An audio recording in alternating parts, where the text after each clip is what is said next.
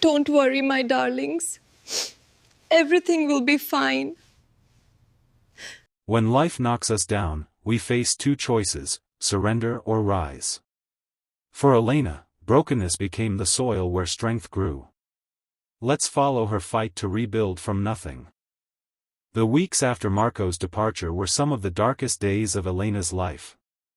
The apartment felt colder, emptier. His shoes no longer sat by the door, his laughter no longer echoed down the hall. But the silence was louder than his presence had ever been in those final months. The triplets, Matteo, Luca, and Sofia, didn't fully understand what had happened. Matteo, the most curious of the three, asked one night, "Mama, when is Papa coming back?" Elena swallowed hard, fighting tears. "Papa has gone to live somewhere else, darling. But Mama is here. Always." She tucked them into bed, kissed their foreheads, and only when the lights were out did she allow herself to cry. Life became a relentless routine. Elena worked long hours at the language school, often picking up extra classes when other teachers fell sick. At night, after the children were asleep, she sat at the kitchen table with her laptop, editing manuscripts for clients she found online. The bills still seemed endless. Electricity, rent, groceries, school supplies. There were nights she went without dinner so the children could have more. Her hands grew rough from scrubbing floors, her eyes heavy from lack of sleep, but her determination never wavered. Her parents, still in Verona, offered to help, but pride held her back.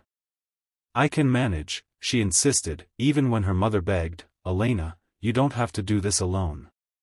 Deep inside, Elena knew she did have to do it alone.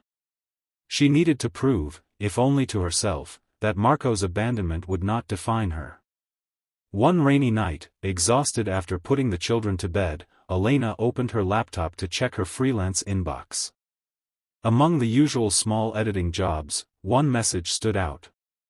It was from a London-based magazine editor named Charlotte. "Dear Elena," the email began, "I came across your blog. Your piece on motherhood and resilience moved me deeply. Have you considered writing for publication?" Elena blinked in shock. The blog was something she had started quietly, a private place to pour her pain and hope. She never thought anyone important would read it. With trembling hands, she replied, thanking Charlotte and agreeing to submit an article. That night, despite her exhaustion, she wrote for hours, her words flowing like water from a broken dam. She wrote about love, betrayal, motherhood, and the strength it takes to rebuild when life shatters. A week later, Charlotte responded. "This is beautiful. We'd like to publish it in next month's issue. And, Elena, we'd like more from you." The article, titled "Bending but Not Broken," resonated with readers across Europe. Letters and emails poured in, single mothers thanking her for giving voice to their struggles, young women inspired by her strength, even men who admitted they never understood the quiet sacrifices women made. The small paycheck from the magazine wasn't much, but it was a start. More importantly, it was a sign, her voice mattered. With encouragement from Charlotte, Elena began writing more. Soon she was contributing to multiple publications, sometimes articles on motherhood, sometimes short reflective essays. Each piece chipped away at her doubts and added bricks to the foundation of her new life. Through it all, the triplets became her greatest source of strength.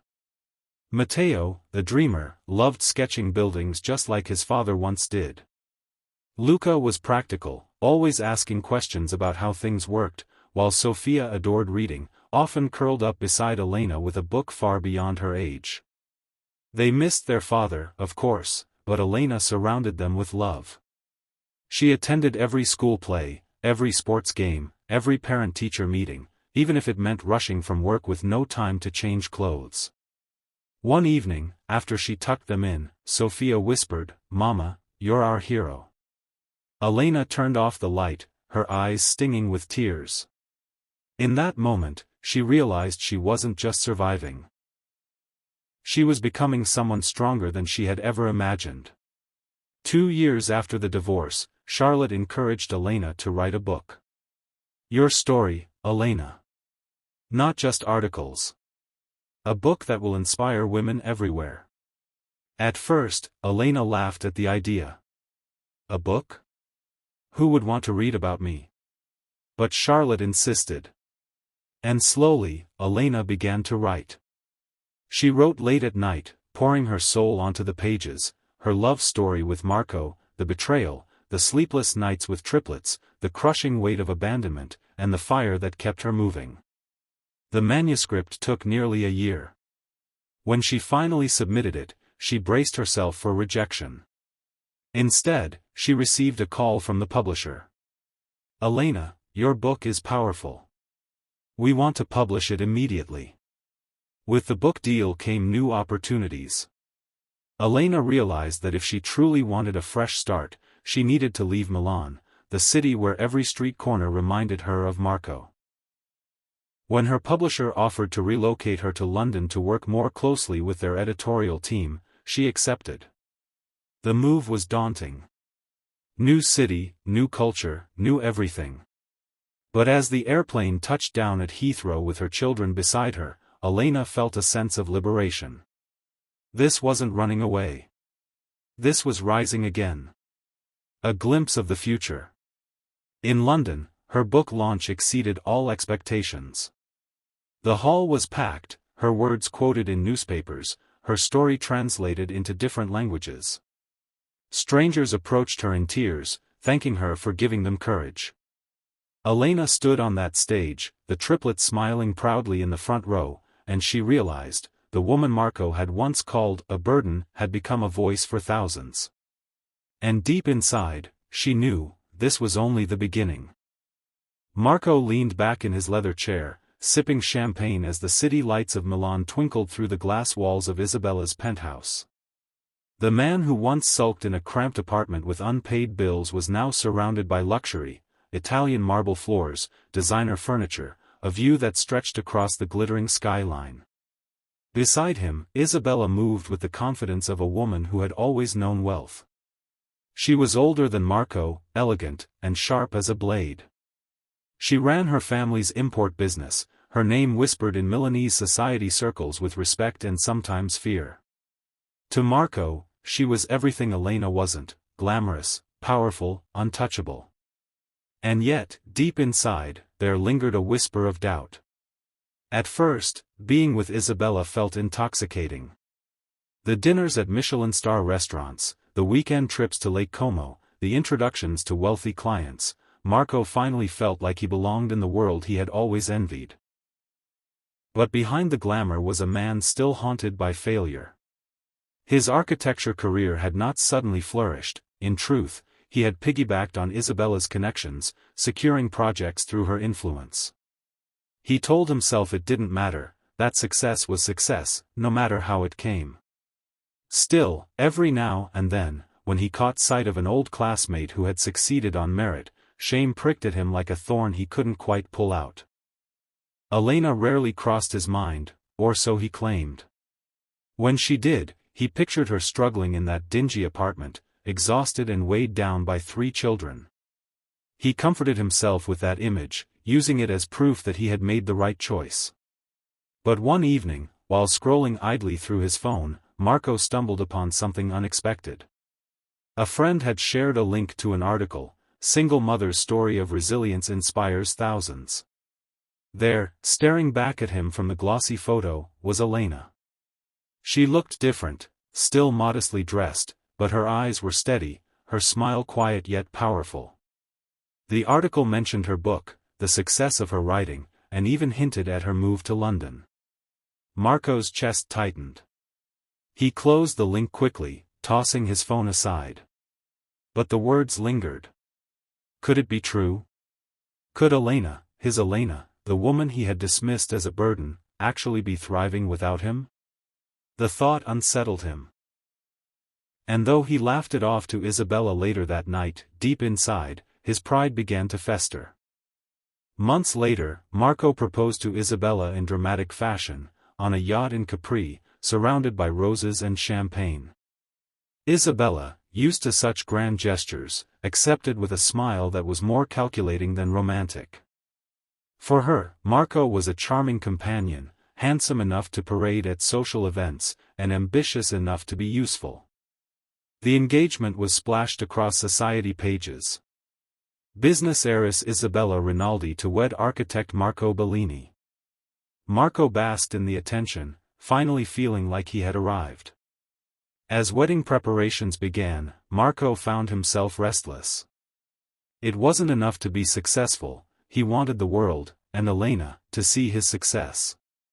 One afternoon, while discussing the guest list with Isabella, Marco casually mentioned, "Maybe I should invite Elena." Isabella raised a perfectly sculpted brow. "Your ex-wife? Why?" He smirked, swirling his wine glass.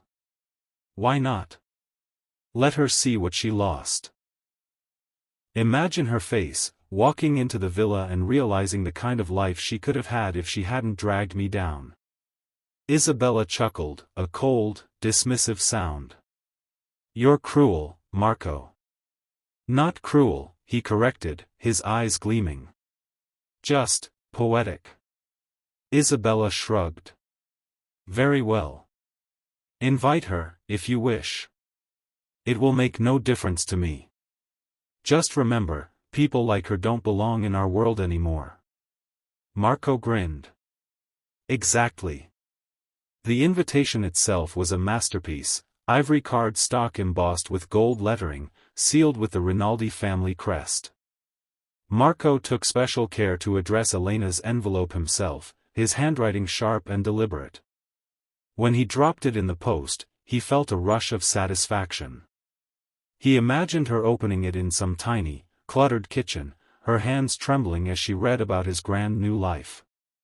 In his mind, she would arrive at the wedding in something plain, perhaps with the children tugging at her worn dress.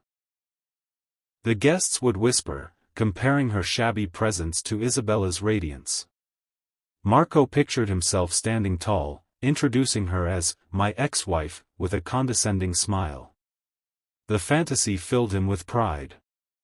It wasn't enough that he had left Elena, he needed to prove she had lost, and he had won. In London, Elena found the envelope waiting in her mailbox one chilly morning. She frowned at the familiar handwriting before sliding a finger under the seal. Her eyes scanned the words, "Mr. Marco Bellini and Ms. Isabella Rinaldi request the honor of your presence."